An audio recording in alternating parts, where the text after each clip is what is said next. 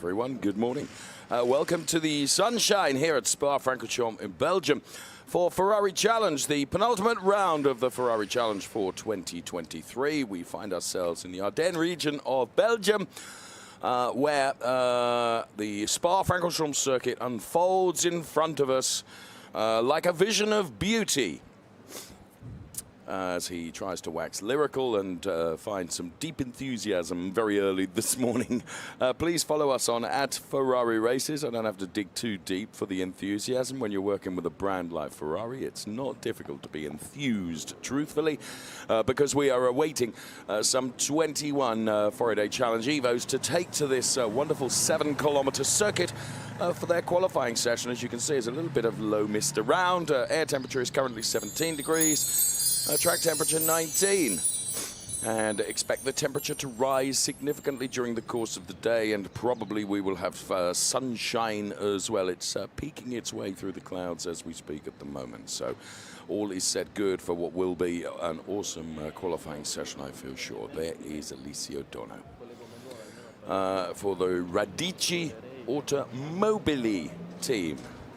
The kind friends and management I have in the OB truck in our huge TV compound have been explaining to me, because most of them are Italian, how to correctly pronounce Radici Automobili as the team, because I apparently nosed it up previously, not got it right.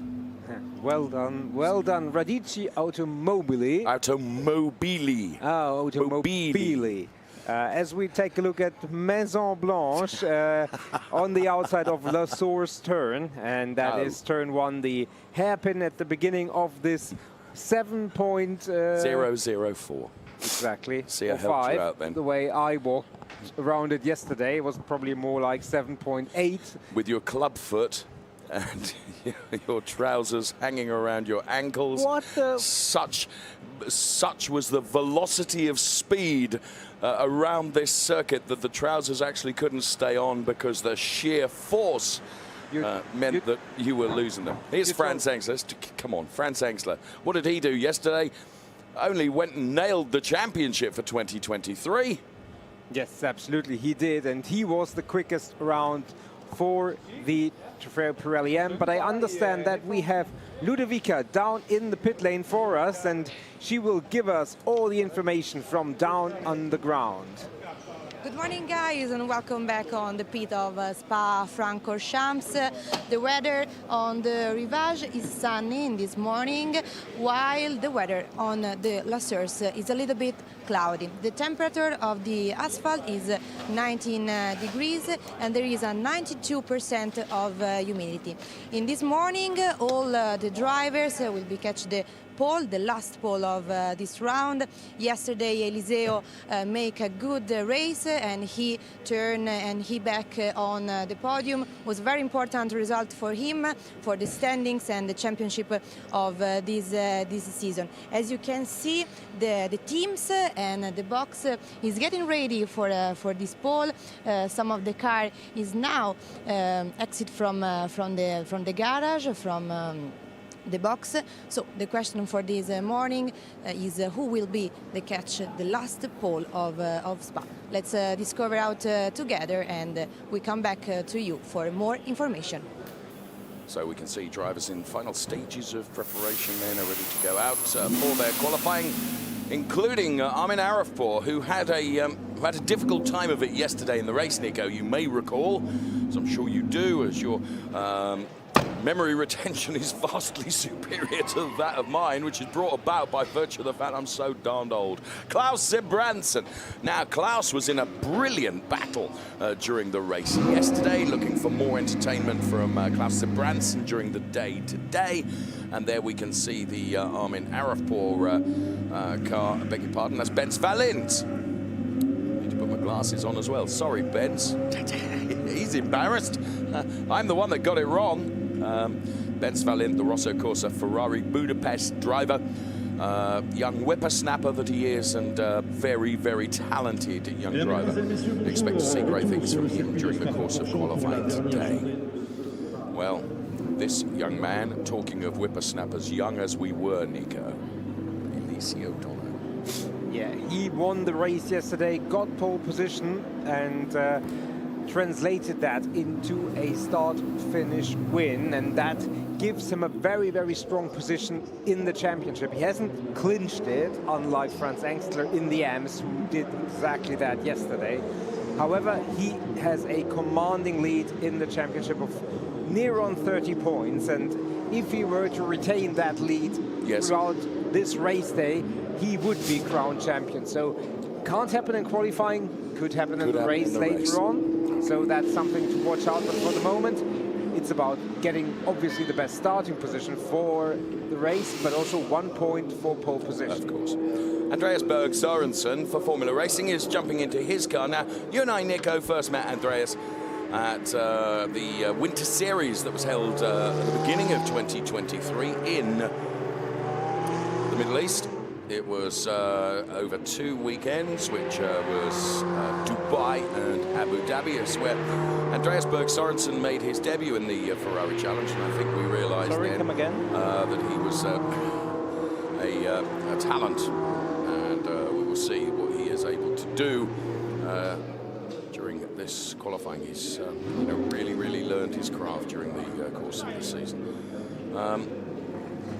So drivers getting final stages, as I say, of preparation for this qualifying session. You can just see to the number 22 car then of Enzo Podoliccio, and Enzo jumping into the car.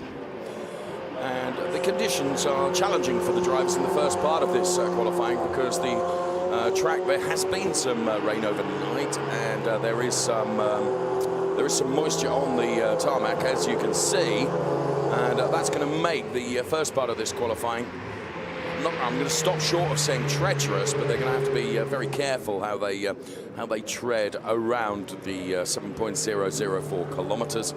And we saw Simon Ladniak going through in the number 21 car. He drives, of course, for the Gomes Scuderia GT team. So Simon Ladniak, one of the Trofeo Pirelli drivers. Now, the Pirelli drivers have the red strips across the top of the windscreen. The AM drivers, Pirelli AM drivers, have the white strips across the top of the windscreen. And one of those is Kim Eriksson for Formula Racing in the number 10 car that you saw there. Ruslan Sadriv then makes his way into his 488 Challenge Evo, supported there by engineers from the Scuderia Prague team. And already the first 4 minutes, as near as makes no difference, of this qualifying session are done. So the track will rubber in, it will dry out, and we will see the great times to come towards the end of the race. Now, Hendrik Viol had a fantastic race yesterday, taking a podium. Well done, Hendrik. He too for the Scuderia Prague team, Nico, and really impressive podium from him yesterday. Yeah, definitely. And you mentioned Klaus Branson earlier, and they were involved in that battle for the final podium position. He made good on that battle and got onto the podium, as you said. And I understand that Ludovica down in the pit lane has some more insights for us. Thank you, guys. Yes, I want to show you the other protagonist of this season, Thomas Fleming. During the latest round, Thomas was a very competitor of Eliseo Donno. Now he is preparing for this qualifying session of Trofeo Pirelli.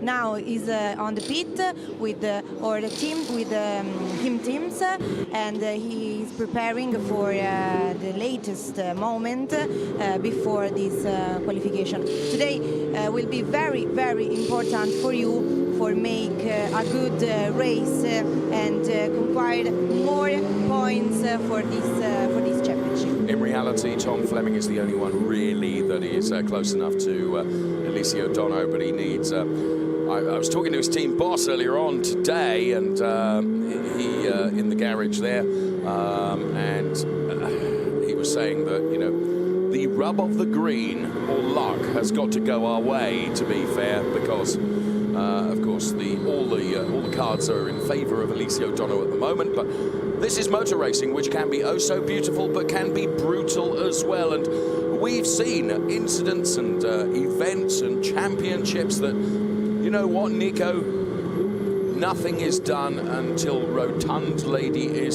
singing. Yeah, absolutely. And the way that this season unfolds, we will only have one championship round. Yes. At the World Final. Which is unusual, isn't it?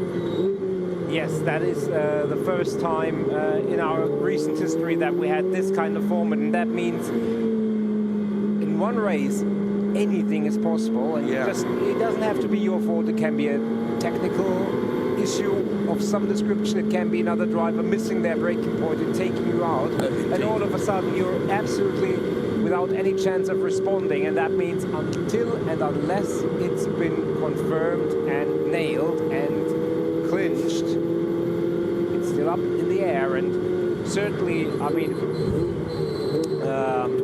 Eliseo certainly controls his destiny, because he's got this race and the race at Mugello to clinch it. But it can happen. It has happened before. Yeah, and there is this discussion, this dialogue, if you like, that when you go into a race, and it is a championship deciding race effectively, as we see Adrian Sutil then for Go and Baron Motorsport making his way, and we will bring you some times from qualifying in a moment or two, but the relevance of those times at the moment are relatively not relevant, because the time's going to come down. When you start relying on other drivers having to have bad luck or misfortune or something happen to them, when it's not in your own destiny, it becomes altogether more difficult, because of course you cannot become the architect of that. Of course, and I mean, there is that adage that you don't wish bad luck on others, and you don't really wish bad luck on others, but sometimes you need it if you want to advance, and that is, you know, sometimes you're lucky, sometimes you're unlucky, and that has happened to the other drivers as well.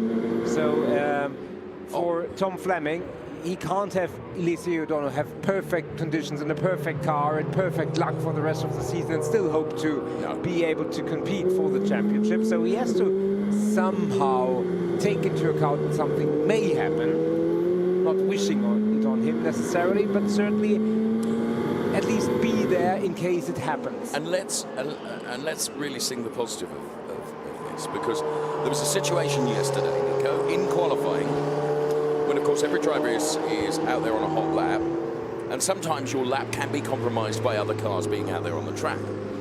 Now, you had a scenario yesterday, and let me just explain this, because this actually really reinforces the sporting integrity of the 488 Challenge Series, because Tom was on Radion and wasn't on a hot lap. Coming up behind him is Eliseo O'Donnell, who is on a hot lap. Now, bearing in mind, it would be disadvantageous for Tom to have Eliseo O'Donnell on pole position. He'd far rather have that himself. But Tom did not impede him in any way, shape or form whatsoever. You know, great sportsmanship from those two young drivers who are, you know, and, you know, Eliseo came through and he did set pole position, do you know what I mean? So, you know, he could have influenced a little bit. He'd have got the wrath of the race director for so doing, but the time on the board is what counts. And what I'm saying is that you know, the integrity of and the sportsmanship of all the drivers throughout the Ferrari Challenge is such that, you know, they go out there and they're able to compete on equal terms all the time. And, you know, you do get scenarios where, unfortunately, drivers get defeated, but it is never intentional.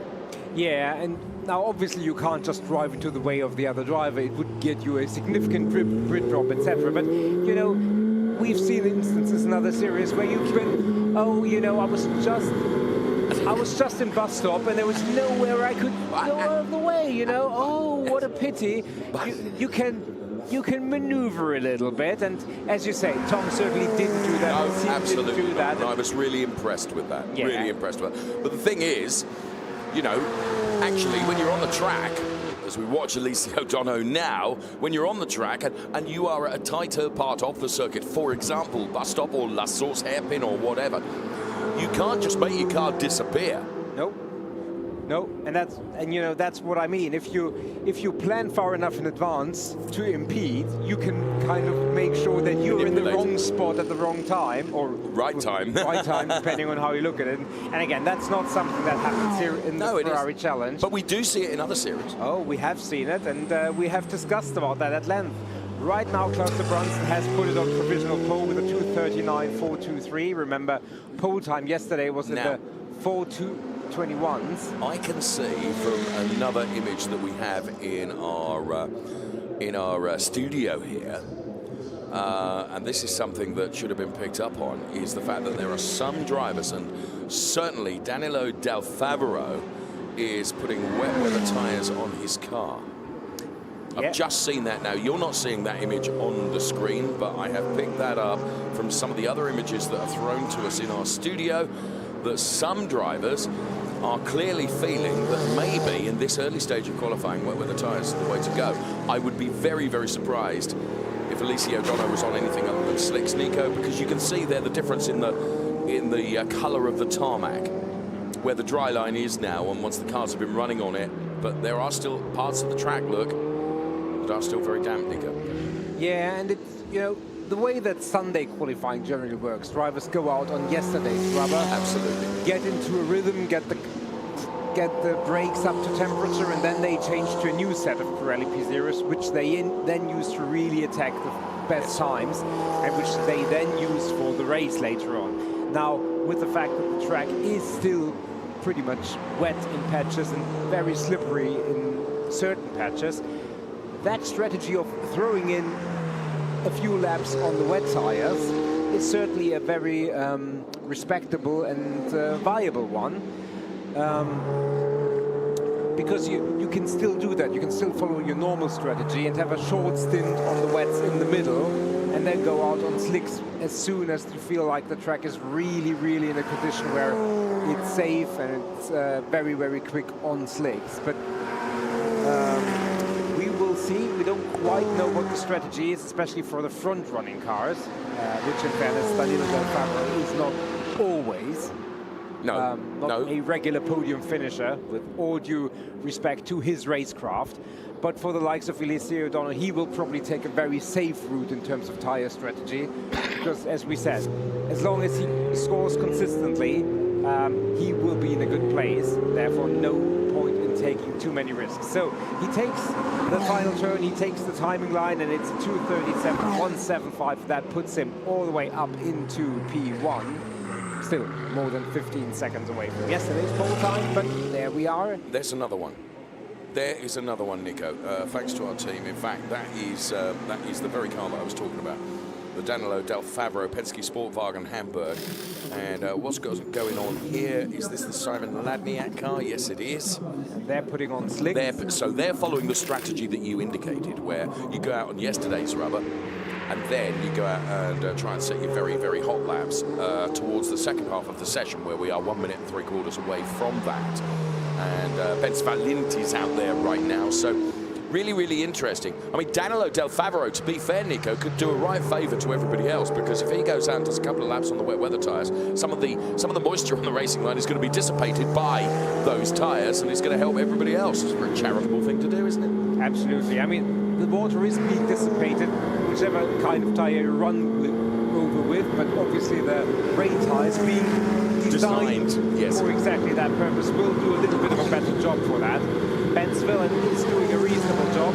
Sector 1 was very good, Sector 2 not quite as good, so not necessarily expecting that to be a massive improvement. Certainly doesn't look like he's going to challenge for pole position on this occasion, and the fact that he's got traffic here, even though that traffic, Enzo Potoliccio is trying to do his ultimate best to get out of the way, may still have compromised that entry. And that, forgive me as I wave vigorously at the screen, is precisely what I was talking about, Nico.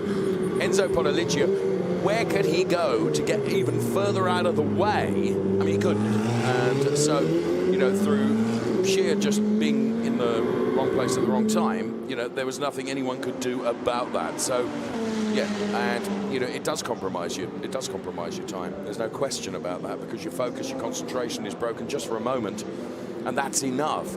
You know, that can take away some tenths, can't it? Now, we've not yet seen this young man go out there, and that is Tom Fleming. Final adjustments being made to the temperatures in the HRO in FF Corsa car. I beg your pardon, he has been out and is set a non-meaningful time, so I'm guessing that this is the new set going on to the Tom Fleming car, and he will be out and in the final part, the second half of this qualifying session, to do everything he can. Szymon Ladniak, you can see in the all-yellow car there, he has now got that new set of Pirellis on, and off he goes to see what he can deliver in the second half of this qualifying session. Now you can see the car of Enzo Podolicchio there, and also Franz Engstler, who just yesterday sealed the Spa-Francorchamps championship. And revealed to us that his first race here at Spa-Francorchamps, and I remember it, I don't remember the race, but I remember what he said, was back in 1988, when then a young Franz Engstler was a single-seater driver. I think he said it was in Formula 3, Nico? Yes, he did. A series that was dear to our hearts for many, many years, until it didn't become that. Which I'm trying to say the right thing politically here, getting the wrath of various governing bodies. But yeah, Franz Engstler was driving in a Formula 3 car. Those would have been the days, because he went on from his single-seater career to have in fact, across all of his career, Nico, it was hugely successful. And I know that as we speak, the Oracle that is Nico alongside me is actually researching on Franz Engstler's mammoth career, which is continuing in a fine style as he sealed the Spa-Francorchamps championship yesterday. Adrian Sutil is on a really hot lap here.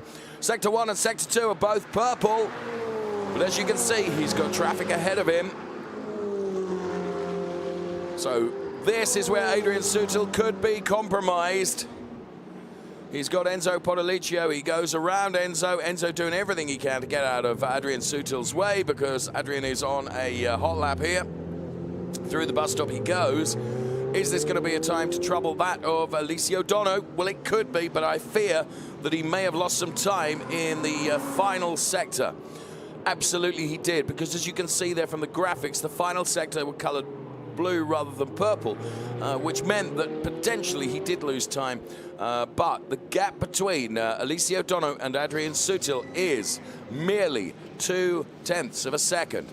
And then Bans Valent is a further second behind in P3. So Alessio Dono P1 at the moment. Franz Engstler's car is in. New set of Pirellis going on to the Franz Engstler car. It's Klaus Sebranson that is currently P1 for the Trofeo Pirelli AM drivers. Followed by Kim Eriksson, and then James Owen, with a good showing from James Owen to go to P3 in qualifying, with just on 12 minutes of this session remaining. And we are yet to see Tom Fleming come out. Now here's Adrian Sutil, and I believe, if I've read this correctly, that Adrian Sutil probably feels that he's got an even better lap in him, assuming that he does not get his concentration sullied a little bit by other cars on the track, which is what happened to him through the final sector last time around. So Adrian Sutil choosing to go again. He's 2:37.431. He clearly feels he's got a bit more in himself and in the car. And whether he can take that provisional pole position away from Alessio Dono, we will find out at the conclusion of this lap. We're about to see him cross the timing line for Sector 2. And if that is coloured purple as well, we know that Adrian Sutil is on the right trajectory to offer us an improvement in his overall lap time. So the Goan Baron Motorsport driver then, who has caught up with traffic once again. So I wonder if it's going to be a carbon copy of last time around. No, I think he gets rid of the traffic earlier on. But you can see Sector 2 was actually 4 1,000ths. 4 1,000ths, that's how close it is down on the cumulative time. So Adrian Sutil clearly feels he's got a pole position in him, Nico, and he's going for it. Meantime, of course, we are going to see Franz Engstler chasing that pole position in Spa-Francorchamps. And I know, Nico, that you've been doing tons of research on one Mr. F. Engstler and his illustrious motorsport career, which spans many... Oh, Adrian has bailed the lap. That surprises me. Anyway, to what did you find about Mr. Engstler? Well, Franz actually has already been racing in the 17th century. That is a little bit over the top. That. Yeah, he'll get me for that, I am sure. He did race and finished 12th in the 1988 German Formula 3 Championship, which also included the likes of Joachim Winkelhock, Frank Bieler, Michael Bartels, and quite a few that's other a names. big names Carl there. Wendlinger also. So I had dinner with Carl Wendlinger not very many weeks ago. well, there you go. Finished the season in P12 and went on to even more elaborate heights Yes. from there. And I mean, it's just a testament to the length of the career that Franz Engstler has had success. Talking about success, That is carried on through the family, through the young whippersnapper that is Luca Engstler, who not only is a team boss for Engstler Motorsport at the moment with his father Franz, but of course is something of a fair racing driver himself, and he's an all right good chap, and he is with Ludovica now. Yes, guys, I'm here with Franz Engstler's coach for discover more about the condition of the track in this morning. Yeah, it's wet, obviously. In the end, I think the quickest lap will be done on a slick tire for sure. So it's all about managing your peak, shifting it as late as possible for the best track evolution. I think we managed quite well so far, but yeah, quickest lap will be done in the last lap for sure. And Franz is a little bit confident with this type of track and this condition, or isn't he? Yeah, normally he's feeling quite happy in this kind of conditions, but obviously you're only as good as your last qualifying, they say, no? So let's see what he will do now. Thank you so much. Thank you. Ciao. Super young man is Luca Engstler. Whoa, Kim Eriksson, that's a heart in the mouth moment. Oh, and he just glanced the barrier, and good avoidance there from James Owen, I think it was. Oh, Nico, that was a high-speed sideways moment across the grass there. It takes me back to my youth and racing on dirt. You know, when you spent more time sideways than you did pointing the car in the right direction. Whoa, that was something else. Whoa, well done for saving that, Kim. Here is the number 88 car of Armin Arevpor. The reason I'm laughing is hearing from Luca Engstler, and we were talking about Franz Engstler, and Nico, as you would expect, whose knowledge is just remarkable. You can see Armin Arevpor instantly, or no, that was the number 92 car that had been out on the slick and the wet weather tyres, Hendrik Viol. Here's Simon Ladniak. And Simon Ladniak then, he's done a very good job in Sector 1. Sorry, to finish the story that I started. Nico was going through the racing history of Franz Engstler, our new Trofeo Pirelli Am champion, and he said, you know what, I've got to page 16 now, I can do no more. Because he's done a lot of racing, Nico. yeah, he has done a lot of racing, and he's done, even if you only look at the successes, Yeah. if you want to qualify that in some way, even that is several pages and half the internet long. Simon Ladniak, 1:57.390 is the benchmark. He almost matches that, Yeah. 8/100ths of that pace, so he is going for it, and he is trying to wrestle that pole position from Eliseo Dono. Row 1 start from Adrian Sutil, 2.5 tenths between the two of them. Then it's 1.2 seconds back to Ben Svellen. So certainly Simon Ladniak is going to try and get into that mix, because there is also going to be Tom Fleming, who's way down in P18, and he won't stay there. There is the final turn, the bus stop. Simon Ladniak left, and then down the throttle. Have to be extra careful with the moisture and the slippery curbs, and he's going for the timing line, and what a final sector. Wow, Simon Ladniak goes to P1. Nico, I don't want to build the drama too much here. Oh, but please do. However, the best lap time could come literally from whatever driver chooses to run last in this session. I think the very fastest lap time is going to come literally as the clock has counted down to 0. I wouldn't bet against that. The only thing, and I'm not quite sure if everybody went out on slicks very early, and I think a lot of drivers who did put their bankers in on wet weather tires, or were very careful previously, they'll try for one last hurrah around the circuit, and it can go wrong very easily. Hurrah! When you push for the very limit, and that means you can leave it very late, and Simon Ladniak is going for it again with a very good first sector, 7.5 tenths better than his previous time. So to finish the thought, it only takes one driver to just get over that limit and beach it in the gravel. Oh, and absolutely. everything is going to smithereens. Klaus Branson leads in the M's. Henrik Viol second. James Owen very good in third. And we're waiting for the launch from Franz Engstler, currently only down in P10 in class. A lot is going to happen over the remaining 4.5 minutes. Hurrah! Yes, Nico, oh my goodness me! That was brave, because Simon Ladniak had to take to the paint, and by paint I mean the parts of the curbs, Nico, which are painted, which are always more slippery than the tarmac. And he did that in avoidance of the car that was ahead, and that was an unorthodox way of getting by. What that will have done, that will have completely mucked up Simon Ladniak's lap this time around. I mean, Sector 2 is still showing as being fastest overall, and actually by a huge margin, and quite clearly he would be able to do that even better had there not been a car to impede his progress. Yeah, I think it was the Danilo Del Favero car, and I think Danilo really wasn't aware that there was a car coming up behind him, and Simon probably didn't feel like he could duck to the left, as from his point of view, of Danilo Del Favero, just with the momentum coming out of that turn. So I believe you're absolutely right. There is more potential, certainly in that second sector. He's still going to blow up that previous best time, 2.9 seconds, at 2:36. And I think we're still far away from where pole position is going to be, because we see personal bests all across the board. And Tom Fleming, he's on his almost only installation lap. I was going to say, and he's doing, he's doing very good times on his install lap, isn't he? Yeah, he's not going to be competitive for pole position this time around, but watch out for what happens next. And, the tension in the pits must be immense, because, you're trying to see what your driver is doing, but you're also praying, hoping that none of the other drivers messes up and throws a red flag into the mix.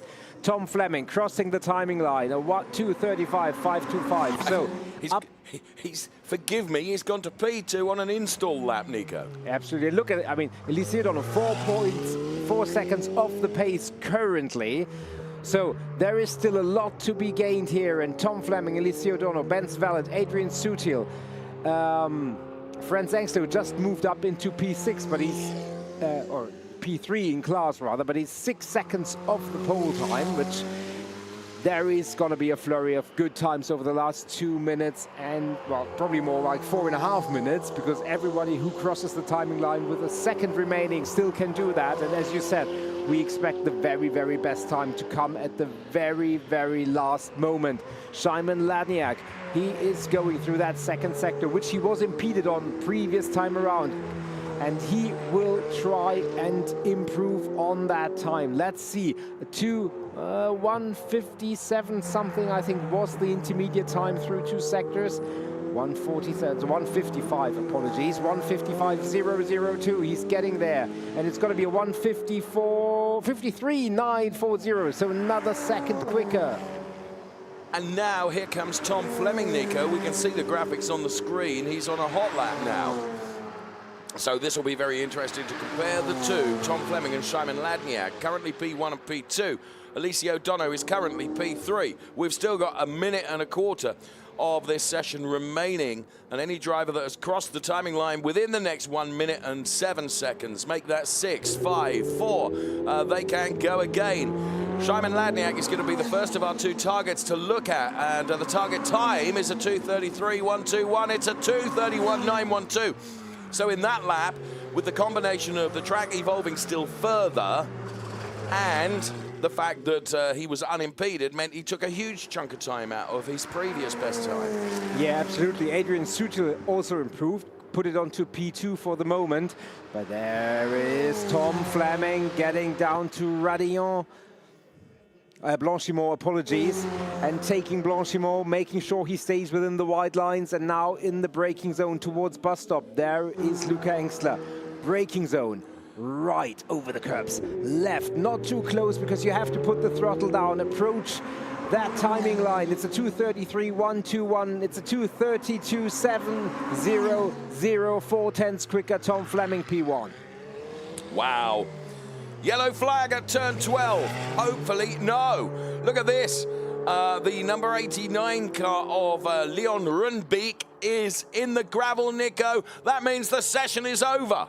Effectively, the session is over. Nobody will be able to improve, I believe, from where they are. Simon Ladniak, he hasn't passed that point, and that means whatever he does, unless that car gets moved by Leon Rundbeek, and I don't think it's possible, there is no chance for an improvement, and that will really, really upset some of the order here. Franz Engstler made it up into P1 just in the nick of time. And we've got, oh, and you can see there are cars slowing down now.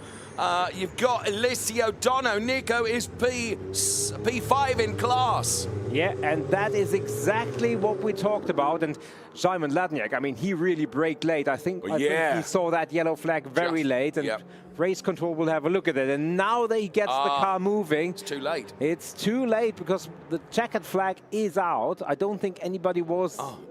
And this is how it happened. Look, just you could see, actually, the back end of the car got loose even before it started sliding, to be fair. I mean, these drivers, I have immense respect for them because they're driving on an absolute knife edge of grip. And Leon just losing the back end, and unfortunately the car getting into the gravel. I mean, fair play to him for getting it out of the gravel on his own with no assist whatsoever. However, it was too late. It was too late, Nico. But we still, I think that Ben Svelet was one of those who got through that point and just timed it perfectly. And another one is Tom Fleming. So they were just beyond that point, and I think they still have a chance. Wow. So Tom Fleming is going for an improvement, and he's making an improvement. Nico, on the cumulative time, he was like 1.5 seconds up, proving how this track is evolving over this qualifying session. So it's Fleming from Ladniak, from Bens Valint at the moment, but there are drivers that had managed to get past that yellow flag and still be on a trajectory of improvement just as the session was coming to a close. Here comes Tom Fleming now. This is going to be better than a 2:32.7. It's a 2:30.498. A clear 2.2 seconds to the good. Here comes Bens Valint. Now, Bens has done personals across P1, Sector 1, Sector 2, and Sector 3. So it's Thomas Fleming, Bens Valint, Simon Ladniak with a brilliant qualifying, and how Simon controlled that car when he did that late braking move. This has really rolled the dice, Nico, because the man that sits atop the championship and the man that we expected, if I'm honest with you, to be P1 is actually P5 in class, but P7 overall. Yeah, definitely, and that puts Eliseo Dono in a precarious position because, you know, being in row 1 is always a tricky position for any start. Being right in the middle of the pack, a lot more things can go wrong. There is the classification. It's Tom Fleming, P1, Bens Valint, who put it onto the front row with that very last ditch. And sometimes you have to be lucky with the timing, and Ben certainly benefited from where he was. Franz Engstler put it onto P1, befitting of a champion. He got from far down the order into P1 in class. Sir Branson P2, Enzo Potoliccio P3 in class. Max Mugelli a little bit out of position in P10. Last of the Pirelli drivers on that first page. James Owen, good showing. Kim Eriksson, who we saw having that big moment. On the grass. Indeed. Might have to change his underwear when he gets in, I would have thought, but that was scary, Nico. No, that was only grass. Amin Arif bringing up the rear, P21. That's how they will line up for the race later on. There you are. You've got that great shot down on Rouge. We will be back for qualifying of Copper Shell in a little bit more than a few hours. But we also got the UK qualifying later on, and then obviously in the afternoon we will have the races. Trofeo Pirelli, Copper Shell, and the final race of the UK classification. Talking of the UK, Tom Fleming. Wow, well done, Tom. You know, talking to the team earlier on today when I was having early morning coffee with them, it was all about, you know, we need to do everything that we can do and maximize everything that we can do to put ourselves into a position. And to be fair, Tom did that with a 2:34.98. Absolutely remarkable. Well done, Tom Fleming. Well done, HRO and FF Corsa. Your driver is P1. And still, the championship is open.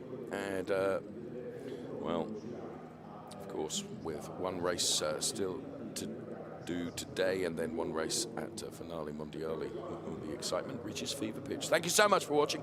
From Nico and myself, bye-bye for now.